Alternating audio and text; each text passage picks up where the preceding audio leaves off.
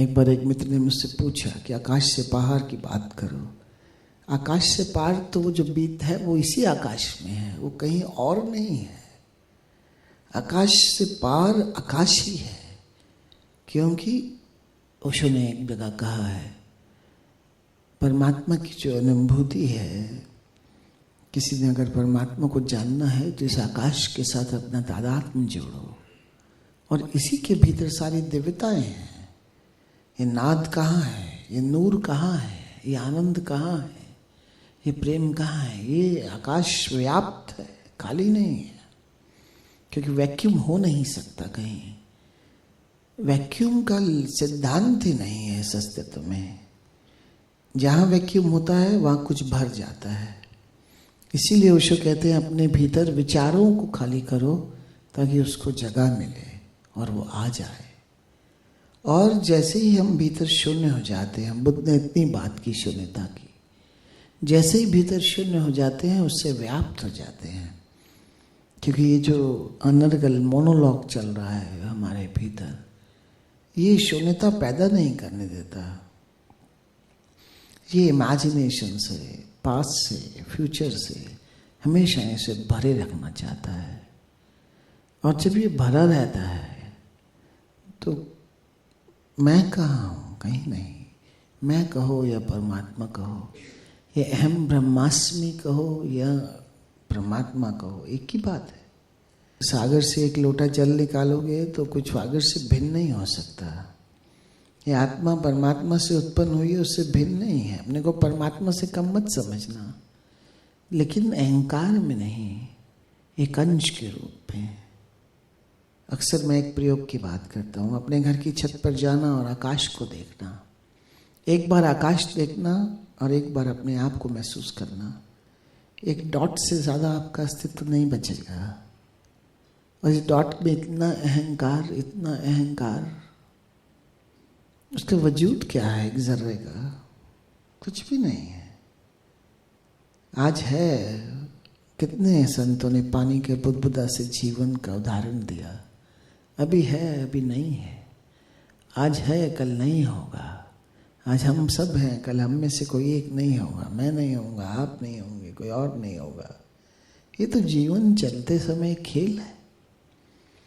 लेकिन कितना ज़्यादा अहंकार लेकर हम चलते हैं अपने वजूद का। ये सारी साधना नथिंगनेस की है, शून्यता की है। शून्यता होते ही, अहंकार मिटते ही परमात्मा अवतरित हो जाएगा। और जब परमात्मा अवतरित हो जाएगा तो फिर क्या बचेगा? वही बचेगा। लोग कहते हैं कि मैं इतना प्रेमल कैसे हो जाऊं, आनंदित कैसे हो जाऊं। सीधी बात है, बहुत सरल है, समझ में आ जाए तो। अभी मन के तल पे जी रहे हैं तो मन के स्वभाव से व्यवहार करते हैं। आत्मा के साथ जुड़ जाओ, उसकी अनुभूति करने लगो, उससे जुड़ जाओ, आत्मा की व्यवहार तुम्हारे भीतर से झलकने लगेगा।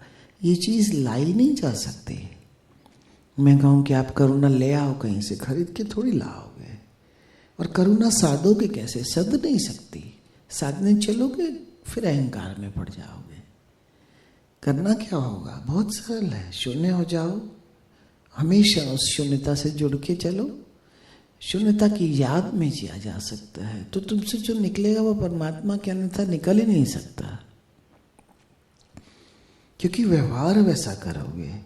आज मैं शरीर मान के चलूंगा तो शरीर जैसा व्यवहार करूंगा। मन मान के चलूंगा, मन के तल पे जाऊंगा तो मन जैसा।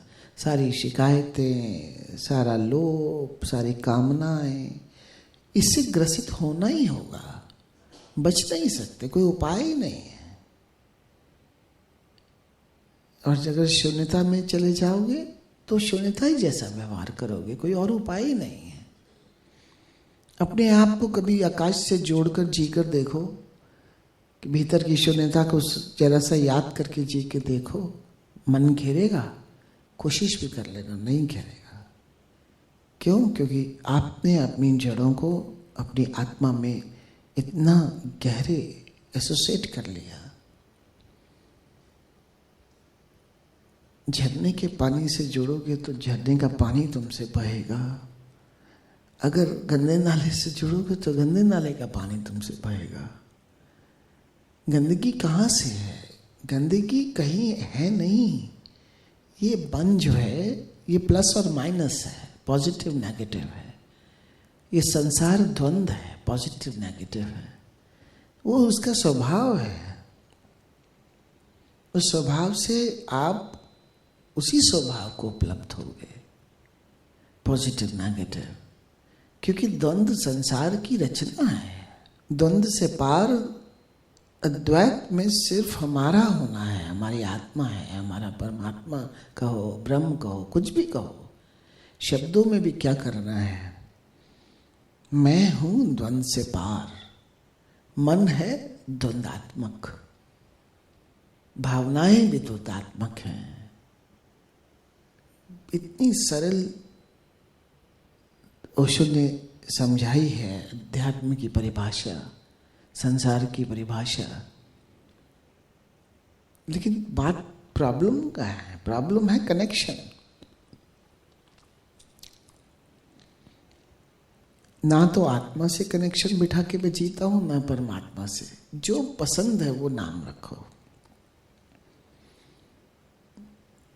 ये आकाश जो आसपास है, ये ओशो के ही शब्द है।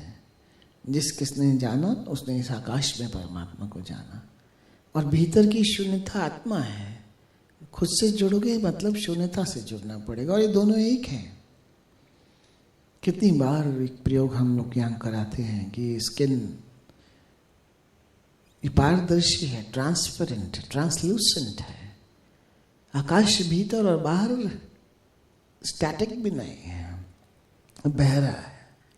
हमें लगता है कि ये दीवार है, बह रहा है। ये आकाश हमारे तुम्हारे भीतर से बह रहा है। अब ये बहता हुआ आकाश जो हर समय बहता है, वो भीतर और बाहर एक ही है। कैसे कहोगे कि परमात्मा और आत्मा अलग है? बचपन से सुना तो है, लेकिन कनेक्शन नहीं बिठाया। परमात्मा की बहुत बात करते हैं हम, बचपन से मंदिर जाना, भगवान को मानना, भगवान कहीं है। लेकिन कहाँ है? बुद्धि में, मन में सिर्फ। उससे कुछ होगा नहीं। बिजली चाहिए तो सॉकेट में प्लग मिलाना पड़ेगा, तभी बिजली फ्लो होगी। अगर उससे जुड़ाव नहीं करोगे, जीवन आध्यात्मिक नहीं होगा, जागरूक नहीं होगा। अपना जुड़ाव अपने से करो या उस परमात्मा से करो। कनेक्शन को याद रखो। ये जो संसार में रिश्ते बने हैं, ये एक एग्जाम्पल है कनेक्शन बिठाने का। नहीं तो परमात्मा को क्या जरूरत थी बच्चों को पैदा करने की माँ बाप के द्वारा? पेड़ों से भी लटका कर पैदा किया जा सकता था, फेंक देता कोई हवा से, और कहीं बच्चे पैदा होने लगते, कहीं पढ़ने लगते, अस्तित्व उसका कुछ करता। ये भीतर प्रेम, मन से ये प्रेम क्यों होता है हमारा? कोई एक इंसान ऐसा नहीं जिसने आज तक किसी से प्रेम ना किया हो। किस लिए? और फिर कोई एक ऐसा इंसान नहीं जिसने प्रेम में पीड़ा ना पाई हो। दोनों बातें साथ हैं। प्रेम जगाता भी है संसार में और पीड़ा भी बनाता है, क्योंकि वहां पर संतुष्टि नहीं है। वहां पर संतुष्टि हो जाएगी तो परम प्रेम को नहीं पाओगे। लेकिन नियम एक है, संसारिक प्रेम में कनेक्शन बिठाते हो, फिर तड़पते हो। ये कनेक्शन उससे क्यों नहीं बिठाया आज तक, जो हमें हमसे पहले प्यार कर रहा है? हम देखते भी नहीं उसकी तरफ। बहुत सारे मित्र मेरे मुझसे मिलते हैं, इतना हर रोज ध्यान, कभी कोई चूक नहीं, जब तक कोई बहुत बड़ी मजबूरी ना हो। लेकिन ध्यान करने के बाद फिर कोई कनेक्शन नहीं। सोचते 1 घंटा ध्यान किया, कनेक्शन बिठाया आत्मा से, शून्यता से, समाप्त। उसका 1-2 घंटे असर रहा। जब तक अपनी तरफ से बना के नहीं रखोगे वो नहीं चलेगा। इसलिए एक बात मेरे सुझाव से, मेरे अनुभव से आपसे शेयर करता हूँ। ओशो की जितने डिस्कोर्सेस हैं वो कितने % ध्यान पे हैं और कितने % जीवन पे हैं, इसको कभी बैठकर सोचना। 20% से ऊपर ध्यान के विषय में बातें नहीं पाओगे, ज़्यादा से ज़्यादा 30%। 70% जीवन के ऊपर कहानी है। और हम लोग इस जीवन को ही छोड़ देते हैं। सुबह 1.5 घंटे की इंपॉर्टेंस रखते हैं, बाकी घंटों की नहीं रखते। जब तक बाकी सब में नहीं ध्यान रखोगे, इसका कोई मूल्य नहीं है। एक बार एक मित्र ने मुझसे पूछा, उसने मुझे कहा कि ध्यान स्ट्रगल क्यों होता है? ध्यान में मैं बैठता हूँ, क्यों इतने विचार चलते हैं, फिर साक्षी होते हैं, फिर विचार चलते हैं, फिर साक्षी हो जाते हैं, थोड़ी देर शून्यता होती है, फिर विचार चलते हैं। ऐसा ही 10 साल से ऊपर हो गया ध्यान करते हुए, अभी भी स्ट्रगल लगती है ध्यान। अगर शून्यता इतनी है तो एकदम शून्यता क्यों नहीं आती? क्वेश्चन तो बहुत वैलिड है। हम यहाँ बैठे हैं, बहुत सारे मित्र ऐसे हैं जिन्हें मैं 10-10, 12-12 साल से, 15-15 साल से जानता हूँ। क्या कमी रहती है कि ध्यान के अंदर जब मैं कोई विधि करके या सांसों का प्रयोग करके बैठूं तो मुझे ज़्यादा समय मेरी शून्यता ही घेराए रखे। कोई विचार आए तो आए, लेकिन उल्टा हो रहा है। विचार ज़्यादा, शून्यता बहुत कम। कारण क्या है? मैंने बहुत सिंपल इसका आंसर दिया। मैंने कहा एक बात बताओ, 2 पहलवान हैं, कुश्ती लड़ते हैं, जीतेगा कौन? कहते हैं वही जो मजबूत होगा, जो ज़्यादा स्ट्रांग होगा। मैंने कहा तुम कल ध्यान करके आए, कल तुमने ध्यान किया कितना? 1-1.25 घंटा ध्यान किया, बिल्कुल। उसके बाद दिन में कितना होश प्रसादा, कितनी प्रेमल जिंदगी, कितना आनंद में जिए। कहते हो तो दुकान पे जाते हैं, सब भूल भाल जाता है। मैंने कहा मुझे बताओ कि ये 2 पहलवान हैं, तुमने 1.5 घंटा या 1.25 घंटा आत्मा को भोजन दिया और मन को कितना भोजन दिया? 12 घंटा। जिसको 12 घंटा भोजन दिया, एनर्जी दी, वो स्ट्रांग होगा या 1.5 घंटा वाला स्ट्रांग होगा? बोलते नेचुरली 12 घंटे वाला। तो मैंने कहा कल सुबह जब ध्यान करने बैठोगे, जो पिछला दिन गुजरा है, क्या सोचते हो उसका इम्पैक्ट तुम्हारे ध्यान पे नहीं होगा? सुबह फिर वही 2 पहलवान तुम्हारे अंदर है। एक मन है जो विचार लेके बैठा है, और एक शून्यता है जिसे तुम साधना चाहते हो। और पिछले 12 से 18 घंटे तुमने मन को बहुत स्ट्रांग किया। अब तुम कैसे स्ट्रगल नहीं करोगे? और अब एक विधि की 20 मिनट, आधा घंटा, और सोचते हो कि 20 मिनट, आधा घंटा ये विधि करके मेरी शून्यता स्ट्रांग हो जाए, तो कैसे होगी? दोनों चीजों का मिश्रण तुम्हारे अगले दिन के ध्यान को प्रशस्त करेगा। फिर अगले पूरे दिन में दोनों चीजों का मिश्रण अगले दिन के ध्यान को प्रशस्त करेगा। ऐसे धीरे धीरे तुम्हारी जीवन शैली बदलेगी और स्ट्रगल कम होता चला जाएगा।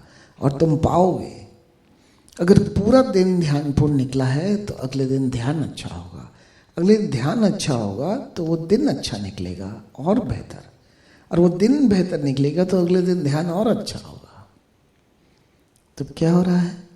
तुम अपनी आत्मा के पहलवान को मजबूत करते जा रहे हो। मन कमजोर, इनएक्टिव होता जा रहा है, लेकिन वजूद है।